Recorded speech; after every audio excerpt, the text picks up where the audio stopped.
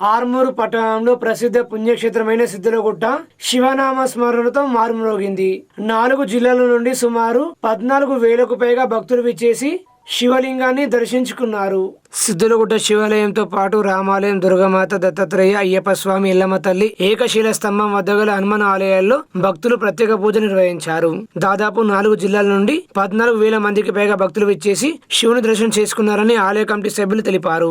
ఆలయ కమిటీ సభ్యులు నూతనంగా నిర్మించిన మెట్ల ద్వారా భక్తులకు ఎటువంటి ఇబ్బందులు కలగకుండా అన్ని ఏర్పాట్లు చేశారు.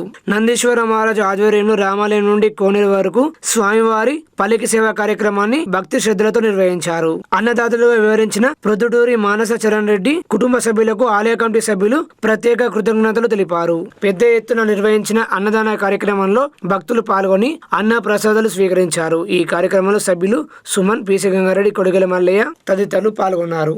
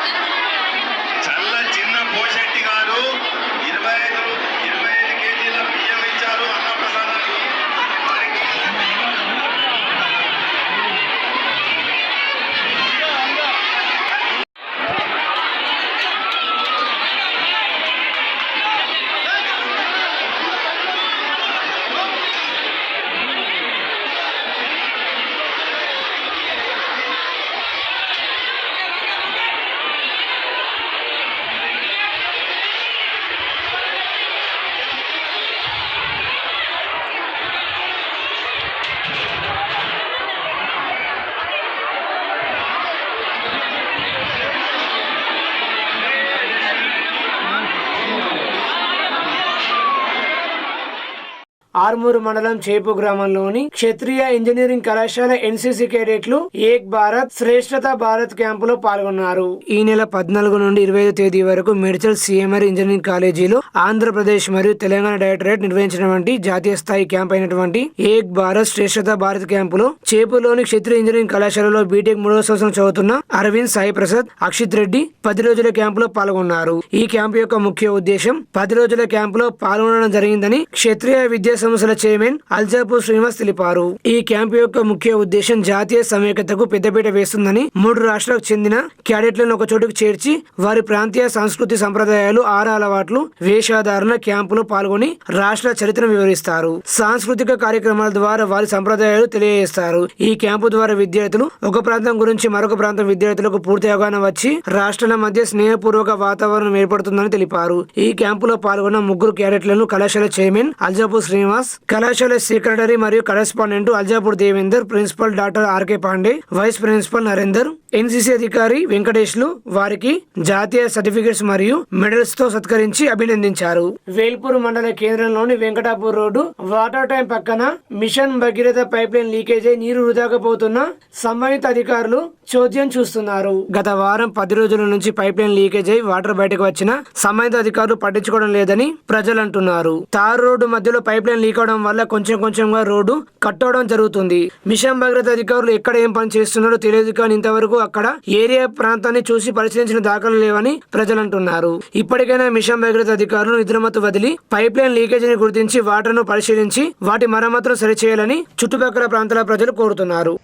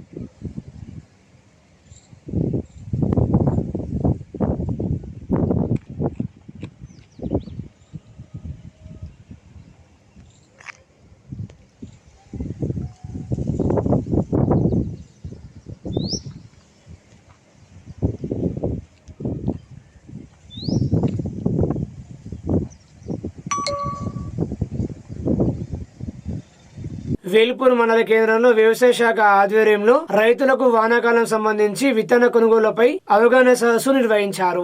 రామానపేట్, కుకునూరు, అమీనాపూర్, పోచంపల్లి గ్రామాలలో రైతులకు విత్తన కొనుగోలుపై అవగాహన సదస్సు నిర్వహించారు. రైతులు విత్తనాలు కొనే ముందు గుర్తింపు పొందిన డీలర్ల వద్దనే విత్తనాలు తీసుకోవాలని, విత్తన ప్యాకెట్ పైన సీడ్కు సంబంధించి పరీక్ష చేసిన తేదీ, విత్తనం యొక్క కాల పరిమితి మరియు విత్తన ప్యాకేజీ తేదీ ఉంటాయని తెలిపారు. విత్తనానికి సంబంధించిన మొలకెత్తు శాతం, బీమా శాతం లేబుల్ పైన ఉంటాయని రైతులు వాటిని పరిశీలించి విత్తనాలు కొనుగోలు చేయాలని సూచించారు. విత్తనాలు కొన్న డీలర్ దగ్గర నుంచి బిల్లు తప్పనిసరిగా తీసుకుని రైతులు తమ వెంట ఉంచుకోవాలన్నారు. నకిలీ విత్తనాలు ఎవరైనా అమ్మితే కఠిన చర్యలు తప్పవని హెచ్చరించారు. ఈ కార్యక్రమంలో ఏవోలు ప్రశాంత్, షబ్బీర్ తదితరులు పాల్గొన్నారు.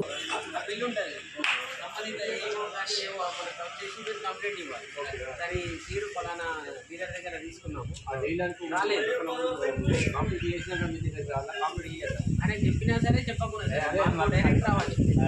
ఆయన చెప్తే ఈజీ అవుతాడు. మనం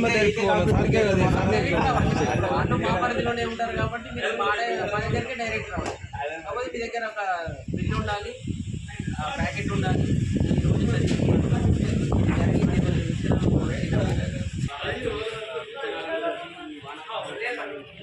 సూచన చేయడానికి వచ్చాము. రామన్నపేట మనం వడ్లు కానీ మొక్కజొన్న కానీ డీలర్ దగ్గర ఉంటాం.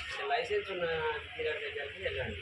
వాళ్ళు ఏంటంటే సంబంధించిన కంపెనీ, గుర్తింపు పొందిన కంపెనీ, చెక్ అయిన కంపెనీ తీసుకొస్తారు.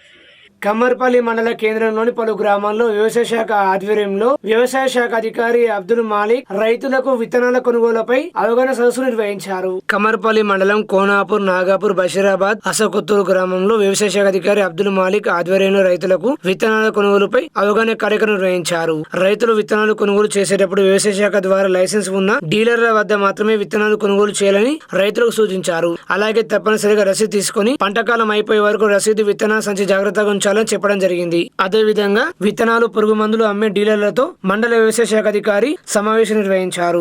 రైతులకు దుకాణాలలో నాణ్యమైన విత్తనాలు మాత్రమే అమ్మాలని, నకిలీ విత్తనాలు అమ్మినట్లయితే కఠిన చర్యలు తీసుకుంటామని హెచ్చరించారు. ప్రతి డీలర్ షాప్ యొక్క లైసెన్స్ కనిపించే విధంగా ఉంచాలని, విత్తనాలు అమ్మిన రిజిస్టర్ను రైతుల పేర్లతో రోజువారీగా నమోదు చేయాలని సూచించారు.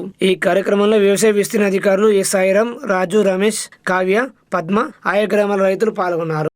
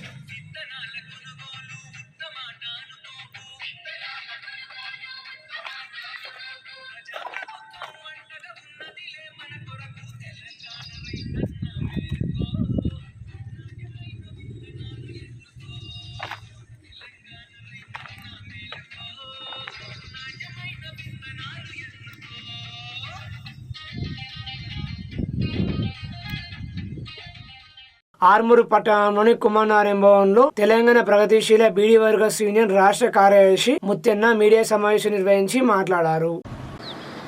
తెలంగాణ ప్రగతిశీల బీడీ వర్కర్స్ యూనియన్ ఐఎఫ్టియు ఆధ్వర్యంలో 25/5/2024 నాడు బీడీ కార్మికుల చర్చల విషయం పోవడం జరిగింది.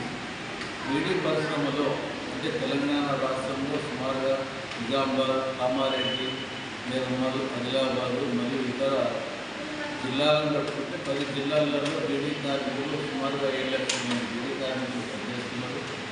వీరికి ఏప్రిల్ 30 తారీఖు 2024న బీడీ కార్మికుల వేతన ఒప్పందం పాత్ర ముగిసింది. అందులో భాగంగా ఈ నెల 25/5/2024 నాడు నూతన ఒప్పంద చర్చలు జరిగినాయి. అన్ని ఇతర బీడీ కార్మిక సంఘాలు అదే రకంగా బీడీ పరిశ్రమ యజమానుల సంఘాల నాయకులు అంటే జితేంద్ర ఉపాధ్యాయ అధ్యక్షుడు, ధర్మేంద్ర గాంధీ ప్రధాన కార్యదర్శి బీడీ యజమానుల సంఘం తరఫున, అట్లాగే తెలంగాణ రాష్ట్రంలో ఉన్నటువంటి ఇతర బీడీ కార్మిక సంఘాలు మరియు తెలంగాణ ప్రగతిశీల బీడీ వర్కర్స్ యూనియన్ మా యూనియన్ ఆధ్వర్యంలో జరిగిన చర్చలు. ఈ చర్చలలో బీడీలు చుట్టే కార్మికులకు 4 రూపాయల చారాన పెంచడం జరిగింది. అదే రకంగా బీడీ చాటింగ్ కార్మికులు,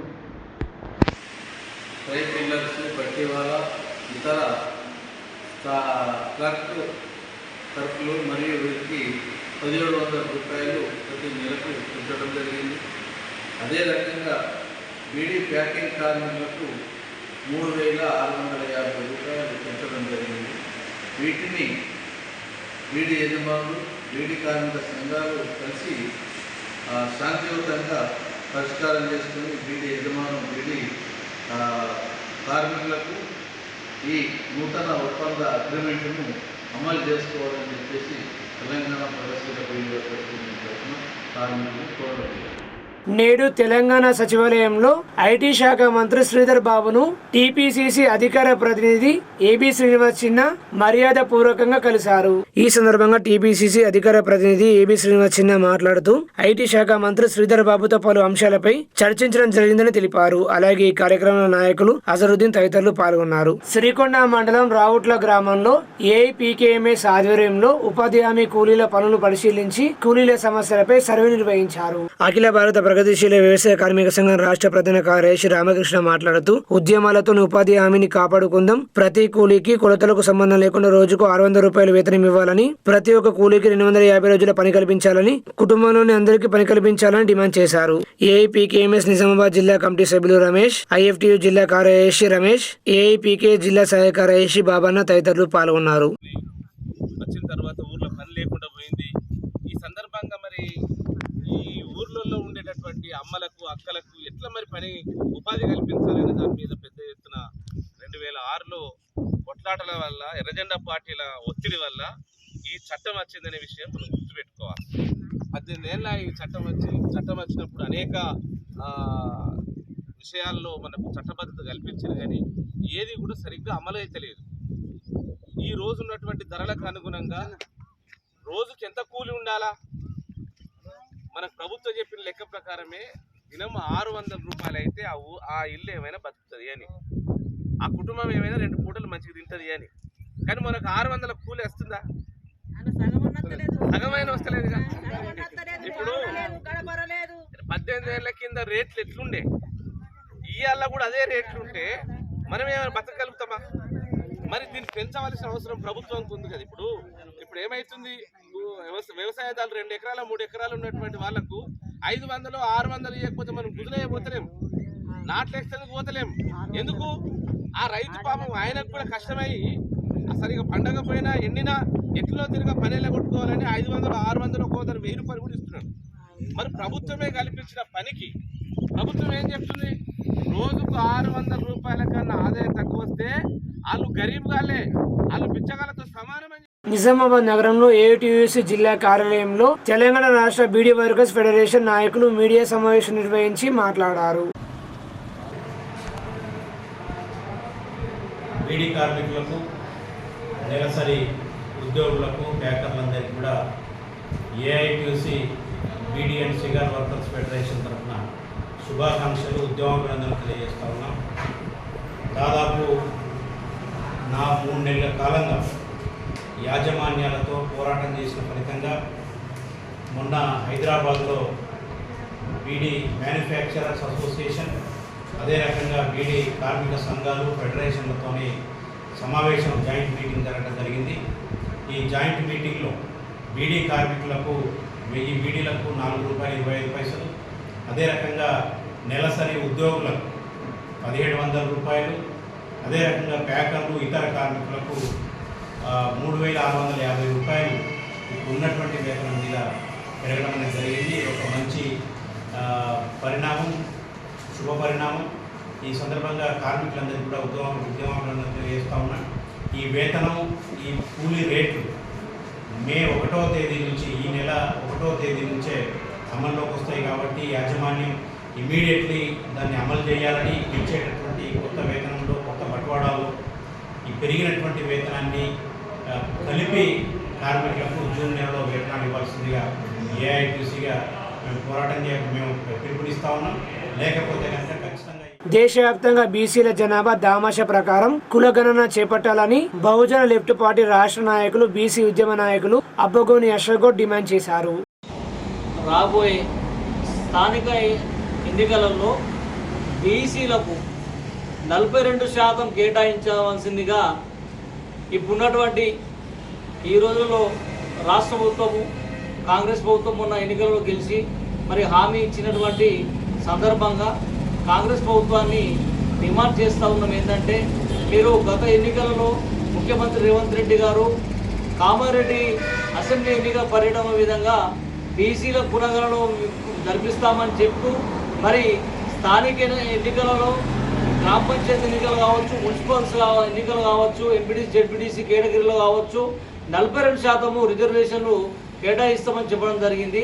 మరి గత ప్రభుత్వం బీఆర్ఎస్ పార్టీ ముఖ్యమంత్రి, అప్పుడు మాజీ ముఖ్యమంత్రి కె చంద్రశేఖరరావు గారు మరి అప్పుడు ఏం చెప్పారంటే 32% ఉన్నటువంటి బీసీ రిజర్వేషన్ అంటే బీసీ శాతం 32%ని 22% తీసుకొచ్చారు. మరి 22% కాకుండా మరి దాన్ని 18% తీసుకొచ్చి అమలు పరిచే విధంగా చేయడం చట్ట విరుద్ధంగా చేసిన పనులు మేము అప్పుడే ఖండించాము. మరి ఇప్పుడు 18% ఉన్నటువంటి బీసీ స్థానిక సంస్థ ఎన్నికలలో 42% చేయవలసిందిగా మేము ముఖ్యమంత్రి రేవంత్ రెడ్డి గారికి డిమాండ్ చేస్తూ ఉన్నాము. ఖచ్చితంగా బీసీలకు ఈ విధంగా అన్యాయం జరుగుతూ ఉన్నది.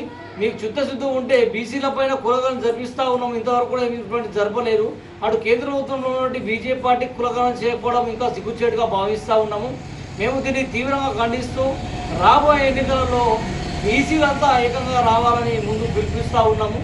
మేము ఈ విధంగా ధర్నా చేస్తూ ఢిల్లీలో జంతర్ మంతర్ వద్ద గతంలో ఎన్నోసార్లు బీజేపీ వ్యతిరేకంగా అంటే బీసీలకు అన్యాయం జరుగుతూ ఉన్నది. రిజర్వేషన్, ఉద్యోగ, విద్య, ఆర్థిక రంగాలలో కూడా బీసీలకు ఎటువంటి ఈ విధంగా లాభాలు జరుగుతలేవని ఈరోజు ఇక్కడ మేము ఆర్మూర్ కేంద్రంలో బీసీల కోసము ఒక సమావేశం ఏర్పాటు చేయడం జరిగిందని తెలియజేస్తా ఉన్నాం.